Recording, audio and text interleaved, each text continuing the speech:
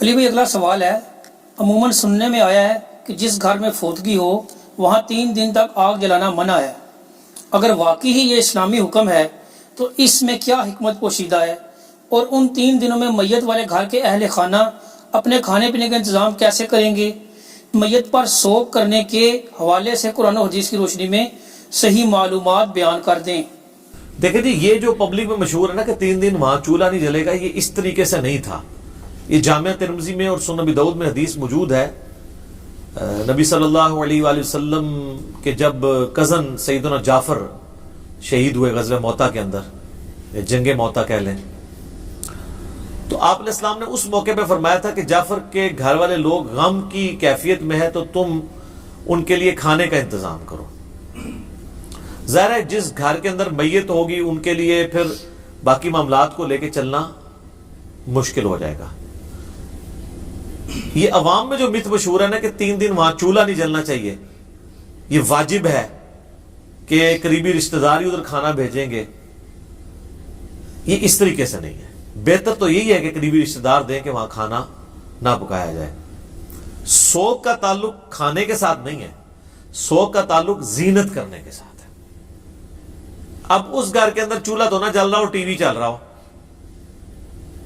اس کے اوپر وہ گانے بھی چل رہے ہوں یا گانوں والے اشتہارات چل رہے ہوں، تو وہ کون سا سوگ ہو رہا ہے؟ سوگ کا تعلق ہے کہ زینت کی کوئی چیز اڈاپٹ نہیں کرنی، جو بخاری مسلم میں آتا ہے۔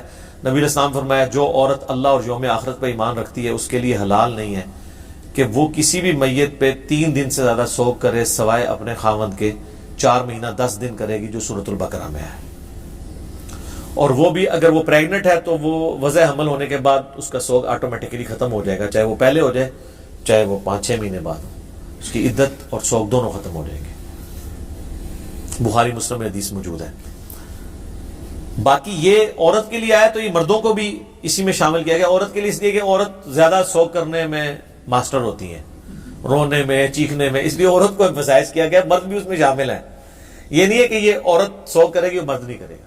حتیٰ کہ مسلم شریف میں آتا ہے کہ ایک عورت تھی، اس کا خامن فوت ہو گیا تو اس کی آنکھوں میں مسئلہ تھا، تو وہ اس کی ماں اجازت کے لیے آئی کہ یہ سرما لگا لے، تو نبی صاحب نے اجازت نہیں دیا، فرمایا نہیں، سرما نہیں لگائے گی۔ حتیٰ کہ بخاری مسلم میں آتا ہے جب وہ اس طرح نبی علیہ السلام تک چیزیں اس طرح کی پہنچتی تھی تو پھر آپ علیہ السلام پھر کہتے تھے کہ یار زمانے جاہلیت میں تو تمہاری عورتیں 1-1 سال اپنے خامدوں کے اوپر اتنا سوگ کرتی تھی کہ وہ گھر کی کوٹری سے باہر نہیں نکلتی تھی۔ باقاعدہ ان میں ایک رسم تھی، وہ بکری پھر وہاں گھسائی جاتی تھی، اور پھر وہ بکری بھی مر جاتی تھی، پھر اس کی وہ مینگنیاں جو پتہ نہیں کیا کر کے، تو وہ پوری ایک رسومات ہیں جو بخاری مسلم میں ہے۔ حضور نے فرمایا کہ تمہیں اللہ تعالیٰ نے اس سے چھڑا کے 4 مہینے 10 دن پہ لے گیا تو اب تم اس سے بھی بھاگ رہی ہو۔ ٹھیک ہے، سوگ کرے گی اور سوگ کے دوران وہ گھر سے باہر نہیں نکلے گی، زینت نہیں کرے گی۔ یہ نہیں کہ کھانا پینا چھوڑ دے گی یا داماد سے پردہ کرنا شروع کر دے گی۔ بھائی ان لوگوں سے پردہ بعد میں بھی ہے سوگ میں جن سے سوگ سے پہلے بھی تھا۔ کسی ایکٹیویٹی میں حصہ نہیں لے گی، اور جس گھر میں فوتگی ہوئی ہے اگر وہ وہاں پہ ہے وہ وہیں پہ اپنا سوگ کرے۔ ہاں اگر وہاں اس کا کوئی رشتہ دار نہیں ہے، وقتی طور پہ جس طرح بعض اوقات عورتیں باہر کے ملک سے اپنے خامن کو دیکھنے کے لیے ادھر آئی ہیں اور ادھر خامن فوت ہو گیا ہے، اولاد ابھی ادھر ہے، تو وہ پھر واپس جا سکتی ہے۔ وہ بخاری مسلم میں حدیث اس کو سپورٹیں موجود ہے کہ وہ عورت اپنے اس گھر میں جا سکتی ہے، اس کا وہ ٹریولنگ کرنا گناہ شمار نہیں ہوگا۔ اس طریقے سے جو عورت حج اور عمرے کے لیے گئی ہے اس کے لیے اب عدت یہ نہیں ہے کہ وہ اب منا کے خیمے میں بیٹھی رہے، وہ سفر بھی کر سکتی ہے، ہاں زینت نہیں کرے گی۔ اور اس طریقے سے عام گھر میں بھی جو عورت ہے اگر بیمار ہو جاتی ہے اس کو ہاسپٹل لے کے جانا پڑ جاتا ہے، ایز اے لاسٹ ریزارٹ تو آپ اسے لے کے جا سکتے ہیں، لیکن سبزی لینے کے لیے وہ گھر سے باہر نہیں نکلے گی، کوئی چیز لینے کے لیے نہیں، اس کے ساتھ جو لوگ اٹیچ ہیں وہ کریں گے۔ اور کئی لوگ کہتے ہیں نہیں جی وہ ہماری تو دادی اماں کی عمر جی 80 سال ہو چکی ہے تو عدت کریں گی، 80 کے 180 سال ہو، عدت تو کرنی ہے، سوگ تو کرنا ہی کرنا ہے، وہ اپنی جگہ موجود ہے۔ تو یہ جو کھانے کا تعلق اس وجہ سے کہ وہ کنڈیشن کیٹاسٹرافک ہے، ورنہ اگر وہ گھر میں چولہا جلا لیتے ہیں تو کوئی حرام نہیں ہے، کسی حدیث کے اندر اس کی ممانعت نہیں آئی ہے۔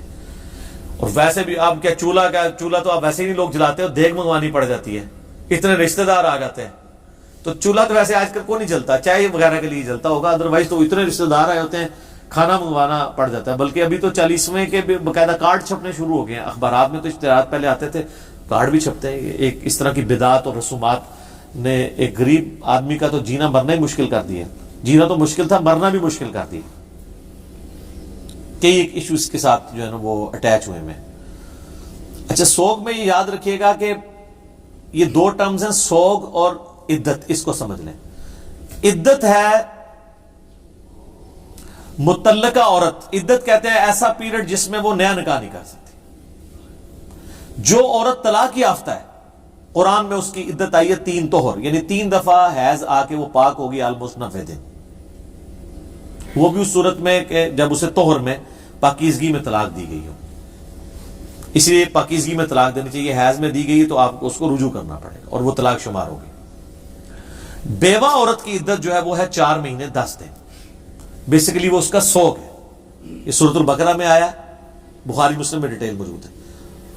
اب متعلقہ اور بیوہ دونوں کے کیس میں اگر عورت پریگننٹ ہے تو جب تک اس کی اولاد پیدا نہیں ہوتی اس کی وہ عدت چلتی رہے گی. وہ نیا نکاح نہیں کر سکتی حتیٰ کہ وہ بچہ پیدا ہو, پھر وہ 40 دن وہ والے گزر جائیں آلموسٹ جو ہوتے ہیں, پھر وہ نیا نکاح کرے گی. اور اس میں لیکن ایک اللہ نے آسانی دی ہے کہ ویسے تو 4 مہینہ 10 دن ہے سوگ, یہ 3 مہینے کی عدت ہے, لیکن اگلے ہی دن اس کی پریگنینسی ڈکلیئر ہو کے مطلب وہ ڈلیوری ہو جاتی ہے, پھر وہ 3 مہینے والی سوگ یہ عدت ختم, 4 مہینہ 10 دن والا بھی سوگ ختم, کیونکہ اب اللہ نے اس کو خوشی دی ہے, اب اس خوشی کو اویل کرے گی.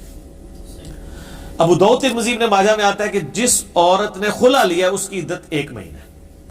یہ بعض اوقات لوگ یہ پوچھ رہے ہوتے ہیں کہ جی وہ دیکھیں جی 5 سال ہو گئے ہیں میاں بیوی آپس میں ملے نہیں ہیں, تو اب آ کے تنسیخ نکاح ہوا ہے تو اب بھی عدت کرے گی. جی عدت کرے گی, کیوں نہیں کرے گی؟ اگر خلا لیا تو 1 مہینہ کرے گی, اور 1 مہینے کی سٹارٹنگ اس وقت ہوگی جب خلا ہوا ہے, چاہے 5 سال سے ملے یا نہیں ملے. اسلام جو ہے نا وہ ایسے روز بناتا ہے جس میں فول پروف ہو. کل کو کوئی مسئلہ بن گیا پھر تو یہ معاملہ فول پروف رکھا گیا. 5 سال چھوڑ کے 10 سال کی ناراضگی ہے, جب وہ طلاق دے گا اس دن سے عدت شمار ہونا شروع ہوگی اور پھر آگے کے دن شمار کیے جائیں گے. تو یہ جو سوگ کے والے سے کہا گیا نا گھر میں چولہا نہیں جلنا, تو یہ سوگ کا یہی طریقہ ہوگا 3 دن تک کے لیے. باقی اس میں جو دعائیں آئی ہیں انا للہ و انا الیہ راجعون, اللہم اجرنی فی مصیبتی واخلف لی خیرا منہا, اور دعائیں آئی ہیں. میت کے لیے آپ دعائیں مغفرت کر سکتے ہیں. باقی یہ جو 40ویں قرآن پڑھ کے بخشنا اس کی کوئی اصل نہیں ہے. ویسے آپ نے دعا کرنی ہے, ہاتھ اٹھا کے بھی کر لیں, کوئی حرج نہیں. بخاری مسلم میں نبی الاسلام نے ایک صحابی کے مرنے کے بعد یوں ہاتھ اٹھا کے دعا کی تھی کہ بغلوں کی سفیدی بھی نظر آئی, کیونکہ آپ نے اوپر چادر لی تھی, نیچے تہمت تھی. تو جواز ہے, قبر پہ بھی جا کے دعا کر سکتے ہیں. یہ ایک ڈیٹیل طرف ٹاپک ہے, مسئلہ 74 میرا اصالہ ثواب کے اوپر ریکارڈڈ موجود ہے. باقی سوگ کے حوالے سے میں نے آپ کو بتا دیا کہ 3 دن سے زیادہ سوگ نہیں ہے. اس کو میں کنکلوڈ کرتا ہوں اس حدیث کے اوپر, بخاری مسلم دونوں میں موجود ہے. جب ابو سفیان فوت ہوئے تو سیدہ ام حبیبہ جو نبی الاسلام کی بیوی تھی, انہوں نے باقاعدہ 3 دن کے بعد زرد رنگ لا کے اپنی گالوں پہ ملا, سرما لگایا, اپنے جسم پہ ملائی, یعنی اعلانیہ عورتوں کے سامنے اظہار کیا اپنی عدت اس کا سوگ کے ختم ہونے کا. تو لوگوں نے کہا کہ یہ مطلب یہ کرنا کوئی ضروری تو نہیں تھا. انہوں نے کہا کہ میں نے نبی علیہ السلام سے سنا ہے کہ جو عورت اللہ اور یوم آخرت پہ ایمان رکھتی ہے تو اس کے لیے جائز نہیں کہ وہ 3 دن سے زیادہ کسی کے اوپر سوگ کرے سوائے اپنے خامند کے. تو ان کا میرا باپ مرا تھا, 3 دن پورے ہوئے ہیں, تو میں سوگ کے ختم ہونے کا اظہار کر رہی ہوں. اب آپ اندازہ کریں کتنے نے کیا ہوگا, ہائے نہیں تیرے تو پیو مرے ہے, 3 دہاڑے تو 3 دہاڑے بونس ہی کاٹ دینے سن.